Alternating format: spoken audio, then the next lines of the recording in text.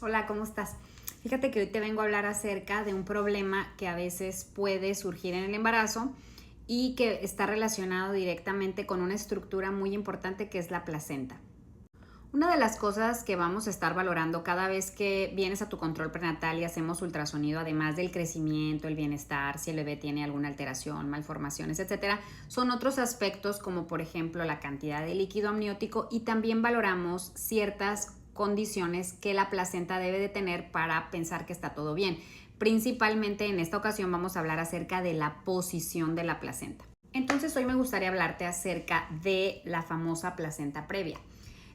La placenta previa se refiere a una condición médica donde en lugar de que la placenta se coloque en el fondo del útero, que es donde se tiene que implantar normalmente, por alguna situación está colocada en la parte de abajo, justamente por encima del orificio cervical.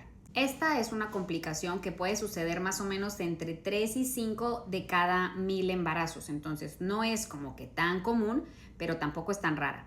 Entonces el principal problema al que nos vamos a enfrentar con la placenta previa es que de manera normal la placenta tiene que estar en el fondo del útero para que cuando mi bebé vaya a nacer se dilate completamente mi cérvix, sea mi bebé el primero en asomarse a través del canal vaginal, seguir conectado durante todo ese tiempo a la placenta, seguir recibiendo oxígeno, y ya una vez que el bebé sale, empieza a respirar, ya se pinza el cordón, entonces la placenta puede desprenderse y expulsarse. En el caso de las mujeres que tienen esta placenta aquí abajo, pues imagínate, el cuello se empieza a dilatar y no puede salir primero la placenta, que ya está desprendida, y mantener al bebé con vida adentro. Entonces por eso se convierte en un reto la tensión de la placenta previa.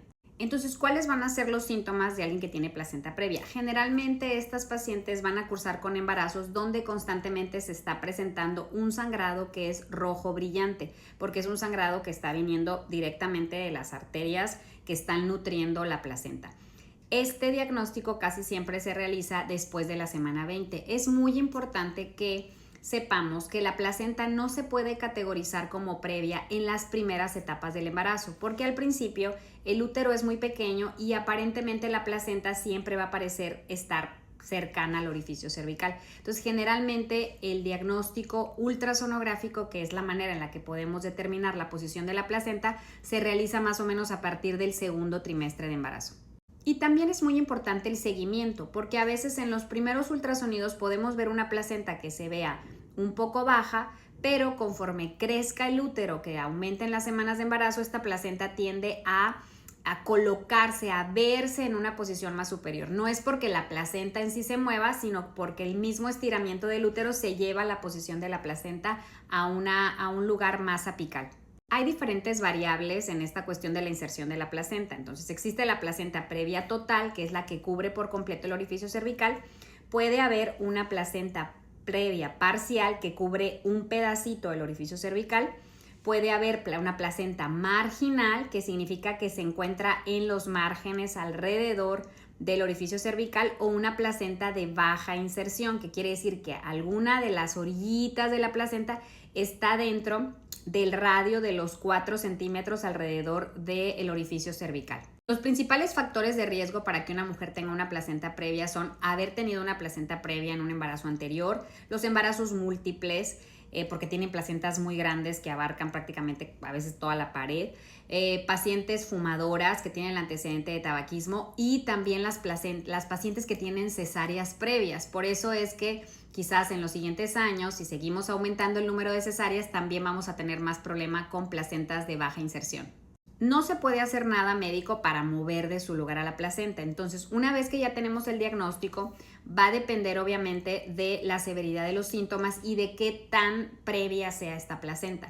Entonces, principalmente las recomendaciones van a ser para una paciente que está diagnosticada con esto, pues que se lleve su embarazo con calma.